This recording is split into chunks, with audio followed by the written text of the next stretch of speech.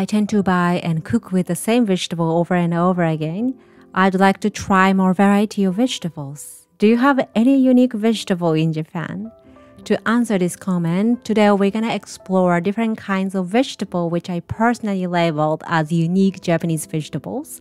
I've been to a couple other countries and these vegetables I'm about to introduce are those I didn't find in the local supermarket in other countries but are easily available in Japan. I love all of them, so I'm hoping this video will help you to expand your vegetable choices which you've never tried. We're gonna go by season. Fall. Fall is the time when it gets colder and the night gets longer. We have more time to relax at home enjoying these hearty fall vegetables. In fall, we have a lot of root vegetable available. The first one is a satsumaimo, which is a Japanese sweet potato. The skin is beautiful purple and inside is yellow. When it's cooked, the color turns to an even brighter yellow, almost similar to golden. I remember when I went to the UK, that was my first time cooking with sweet potatoes with the orange flesh inside. I was shocked since my definition of sweet potato was purple skin and yellow flesh for the entire time. Compared to that kind, Japanese sweet potatoes are a bit more dry and hold the shape better. You can put them into the miso soup, simply bake it in the oven, which is my family's go-to snack. I used to have this massive sweet potato explosion in the oven when I baked it. Is there anyone who can relate to this? If so, poking with a fork before popping into the oven will prevent an explosion. I also have a Japanese traditional sweets recipe using sweet potatoes, which will be included in my e-cookbook, probably coming back in 2 months, I guess. So I hope you guys are excited as I am. Next one is a kabocha squash. I've been confused which season is the best to enjoy kabocha squash. Kabocha squash is harvested in summer to early fall, but it's the best to enjoy in fall or even early winter since kabocha will taste better after resting for a couple of months. The vegetables are usually the best when it's fresh, but the kabocha needs some time to ripen after harvested. To me, the texture is between sweet potato and butternut squash. It has a natural sweetness along with the nutty flavor to it. You can eat the skin too, but be careful when you cut them. The skin is extremely hard, so you always need a sharp knife and flat surface. I have a kabocha miso udon noodle recipe, so let me leave the link in the description box. Next, burdock, which is called gobo in Japanese. This is abundant in 2 seasons, which are late autumn and spring. I can't find anything which has this much earthy, a bit muddy flavor. You might be intimidated since it's covered with the mud, but once you get used to it, this unique flavor and the crunchy texture become pretty addictive. I don't have vegetable scrub, so please don't judge me using a sponge. It's got a well-balanced insoluble and soluble fiber, so great for your gut health. You can put it into the soup or fry it to make chips. In this channel, I introduced a burdock curry recipe, so again, the link is in the description box. Next, mushrooms. To me, this is a symbol of fall. The most popular one is probably the shiitake mushroom. I use it a lot in my recipe as well. This one is a shimeji mushroom. This one is a maitake, which I think is the king of mushrooms. Just a personal opinion though. This maitake is packed with aroma, so if you find it, please grab one. Enoki mushroom, which has a fun stringy chewy texture to it. The last one is an oyster mushroom. The texture is very meaty. Great substitute for meat for those who are plant-based. Keep in mind all of them need to be cooked, unlike cremini mushrooms. You don't need to wash it before using it. Just wipe off the dust and dirt with a damp cloth. In a way, you can retain the aroma. Next, satoimo. I was searching English name on the internet and taro root is the one pops up.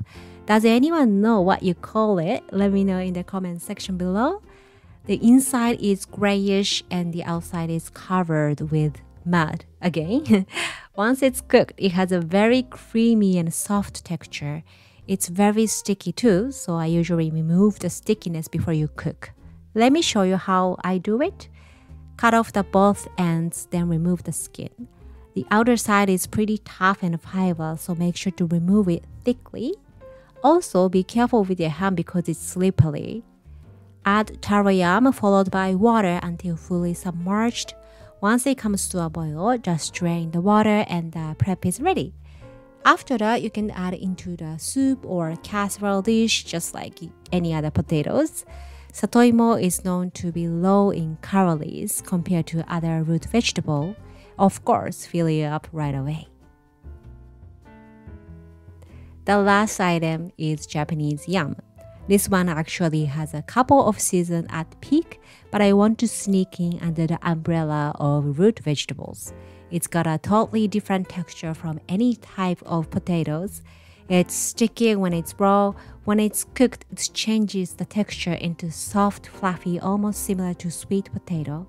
You saw me grate it and top it over the rice in a previous video, or sometimes just slice and enjoy with soy sauce and wasabi. It's crunchy.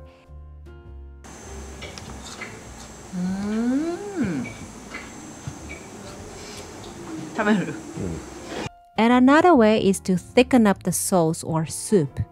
Instead of using cornstarch or flour, I simply grate them as a finishing touch. Many people put them into the Japanese savory pancake, which is known as okonomiyaki, to bind them together.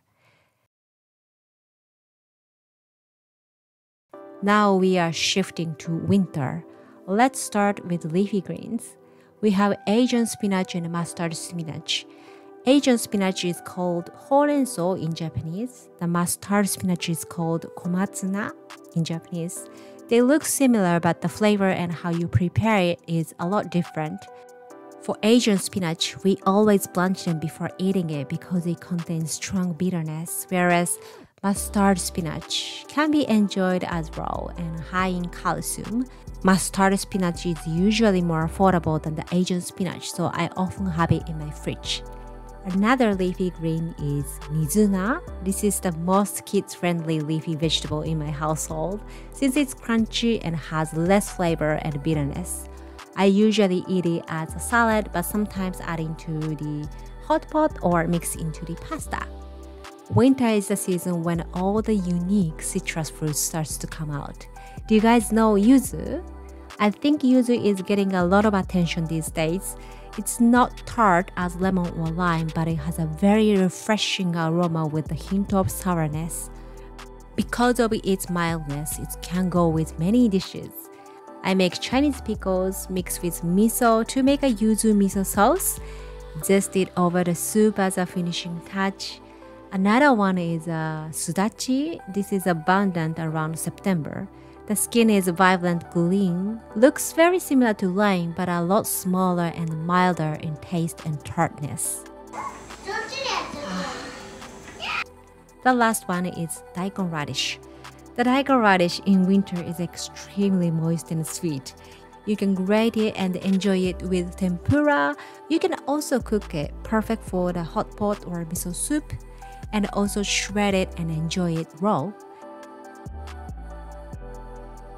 There's so many ways to enjoy it. I'm thinking of making a video entirely dedicated to daikon radish. If you're interested, please let me know in the comment. Spring is the time when all the creatures wake up from the long sleep. The flower starts to bloom. The turtles start to show up in the pond. They are full of happiness and energy to live their life. And I believe so as vegetables.